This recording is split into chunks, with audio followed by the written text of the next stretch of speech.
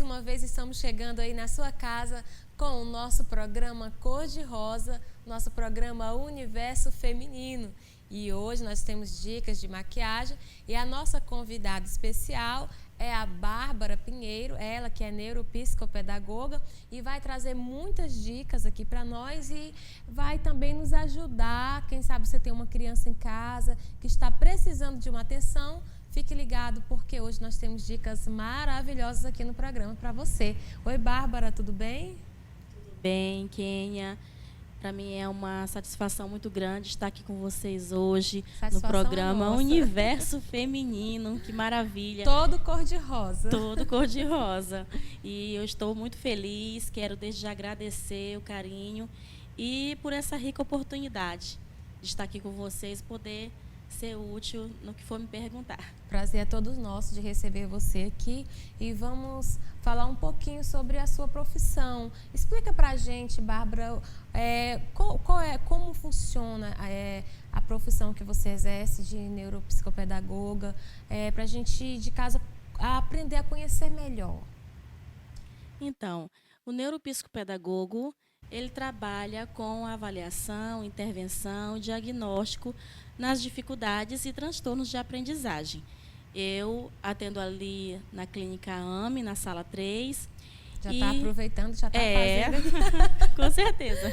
E eu trabalho com várias crianças que apresentam dificuldades ou transtornos de aprendizagem, transtornos do neurodesenvolvimento, como crianças com TEA, TDAH, enfim, deficiência intelectual. São várias demandas que chegam até a mim. Certo. Às vezes, Bárbara, o pai ou o responsável pela criança, eles não sabem, no caso, o que é TEA, esses outros que você mencionou aí. Você pode explicar para a gente um pouquinho, porque quais são os sintomas, o que a gente deve ficar ligado? Olha, se tiver esse comportamento aqui, já é bom procurar uma ajuda, porque às vezes a gente pensa que a criança que é daquela forma, que é da natureza dele, porque às vezes é teimoso ou isso ou aquilo, e às vezes é necessário de uma ajuda. Kênia, muitos pais têm me procurado,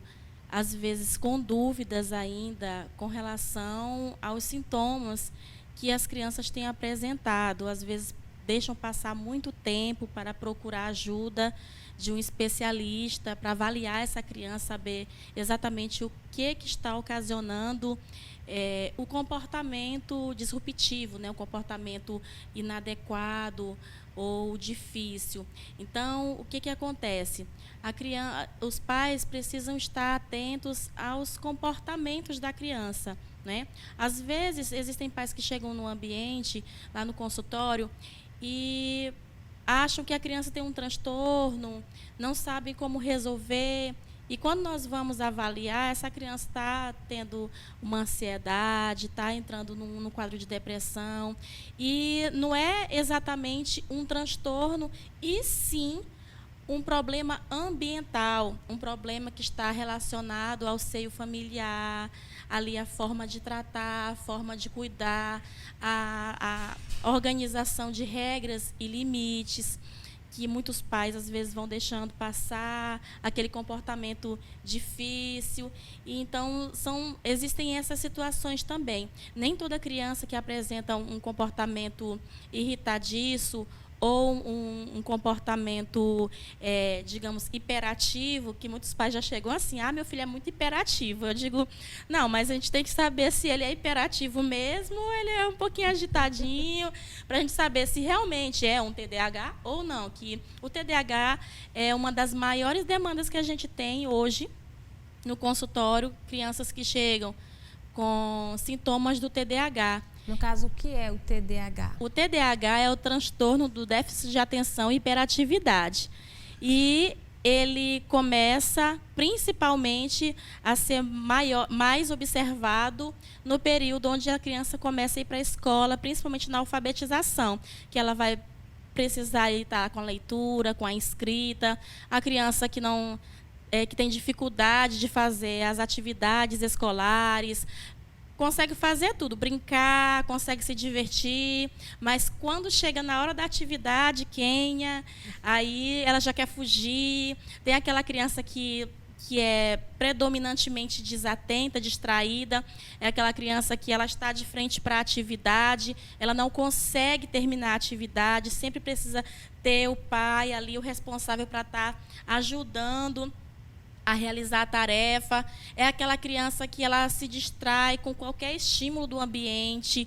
É aquela criança que fica ali desatenta. Às vezes as pessoas até dizem assim: ah, mas essa criança é tão quietinha, ah, esse aluno é tão quietinho, ele não dá trabalho. Mas quando vai ver o caderno dele, as tarefas estão todas por fazer, ele não fez a atividade, o professor pergunta o que estava falando, ele não sabe dizer, porque a mente dele estava em outro nível, né? Em outro universo. Em outro universo.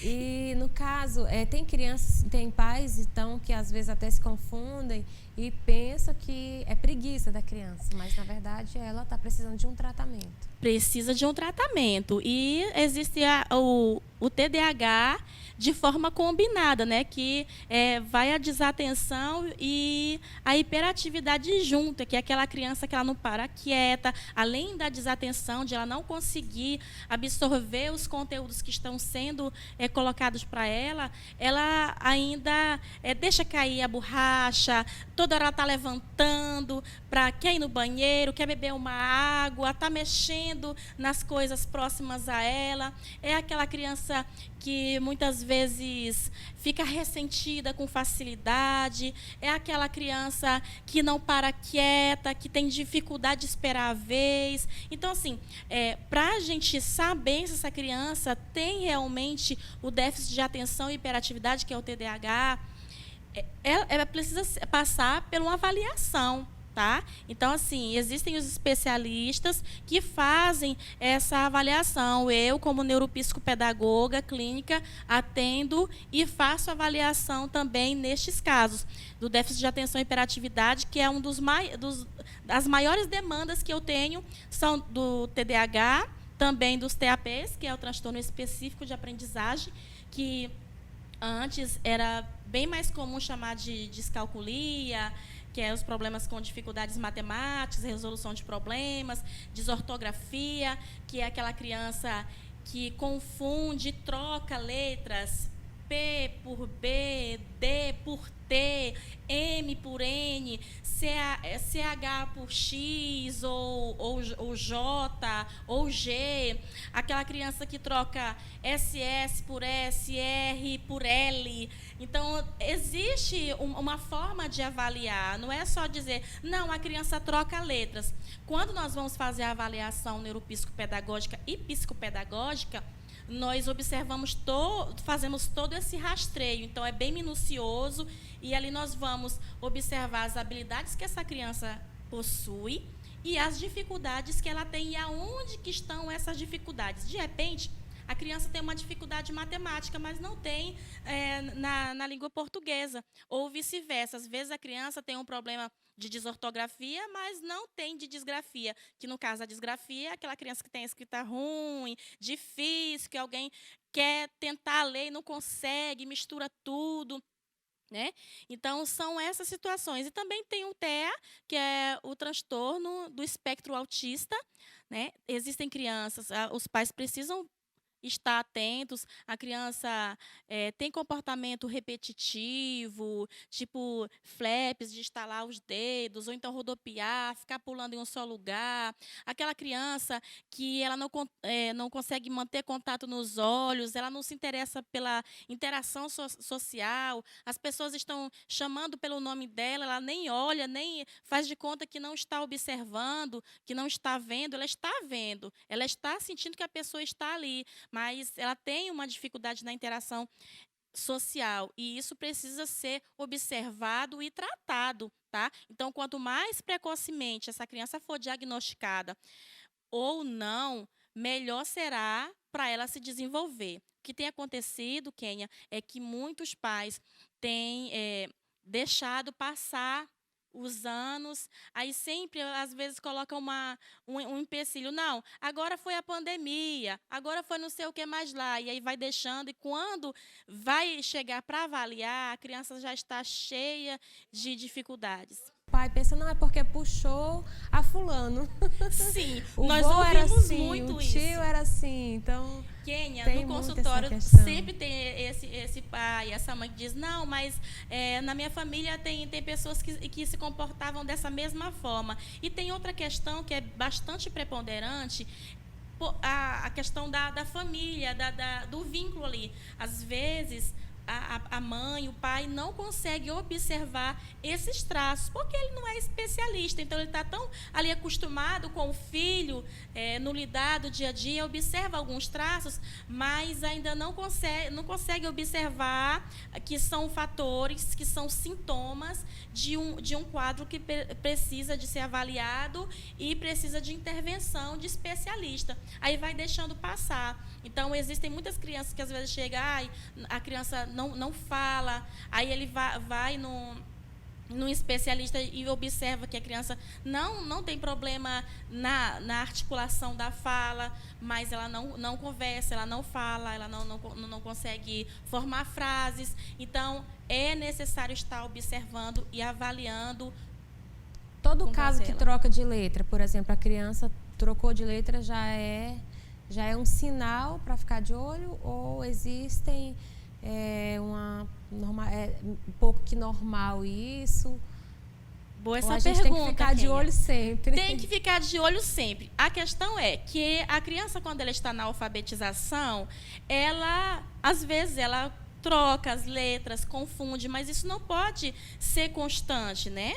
Então, os pais precisam estar observando. Se essa criança geralmente, quando chega, a gente faz a anamnese, né, que é aquele rastreio do histórico da criança desde antes da concepção, como foi, quais os sintomas ou situações que a mãe passou durante a gestação que podem levar a um sinal de alerta, né, se houve queda, que tipo de medicamento que foi utilizado, se houve uma rejeição. Então, nós observamos todos os fatores. Se na família existem casos também de transtornos, e nós fazemos esse levantamento, e geralmente nós observamos também quando a criança iniciou o processo estudantil, lá no maternal, como era o comportamento dessa criança, ela teve boa aceitação a esse novo universo, né, que é a escola, ou ela ficou muito aflita, passou por algum trauma, porque existem crianças que passam por traumas, ainda na primeira infância, quando estão indo para a escola, não querem aceitar, e se não observar, que fazem um verdadeiro escândalo. Se não observar, acaba gerando outras situações, como também um dos fatores que a gente observa muito, que é um transtorno raro, o mutismo seletivo, que é aquela criança que ela só fala com os pais e não ela não tem problema na articulação, ela conversa bem, ela entende tudo que as pessoas estão falando. Muitas vezes ela se dá muito bem nos estudos por questões mesmo de personalidade e de inteligência, é perfeccionista, é aquela criança que o caderno dela está impecável, mas quando vai ter interação social, ela não consegue nem sair do lugar, ela não consegue conversar, ela não fala com colegas, e são situações que começam aos 3 anos de idade e que muitas vezes os pais vão deixando passar. E existem pessoas que até confundem com o autismo, mas a criança com mutismo, ela tem um transtorno psicológico que precisa ser tratado, né? O que acontece? A criança, ela sente medo, vergonha e tem um elevado nível de ansiedade tão alto, que faz com que ela fique bloqueada. Ela simplesmente, se ela estiver perto de alguma pessoa estranha, ela não consegue sair do lugar para pegar uma coisa que caiu. Se ela tiver agarradinho na mão, está sempre perto dos pais. Quando entra no ambiente, geralmente se trava. E o perigo de não ser diagnosticado, observado esta situação cedo, é que essa criança, se ela chegar a ter algum problema, geralmente ela fica próxima dos pais sempre, né? Porém, mas se ela estiver na escola, tiver alguma questão, ou em outro lugar que seja, e ela precisar de ajuda, que ela estiver só e ela precisar de ajuda, ela não vai chamar para o socorro, ela não vai pedir ajuda. Então, essa é uma situação complicada que os pais precisam estar observando. Existe um tratamento, quando vai até o profissional, recebe ajuda, e aí vocês... Como é que você trata, como é o tratamento de uma criança dessa forma? Como funciona? Olha, mais ou menos, assim, porque às vezes as pessoas, elas têm medo de ir, vai ser chato, vai ser... como pessoas que têm medo de ir ao psicólogo, né? Pensa que é tudo igual, de um jeito chato de ser, e vão querer colocar coisas na minha cabeça. Fala um pouquinho que é para desmistificar. Kênia, a questão é o seguinte, é que em cada profissão existem vários nichos de atuação. Então, o que eu gosto sempre de pontuar para os pais é que ele procure um profissional que seja especialista, que tenha experiência, ou se não tiver experiência, mas tenha dedicação naquilo que vai ofertar para aquela criança.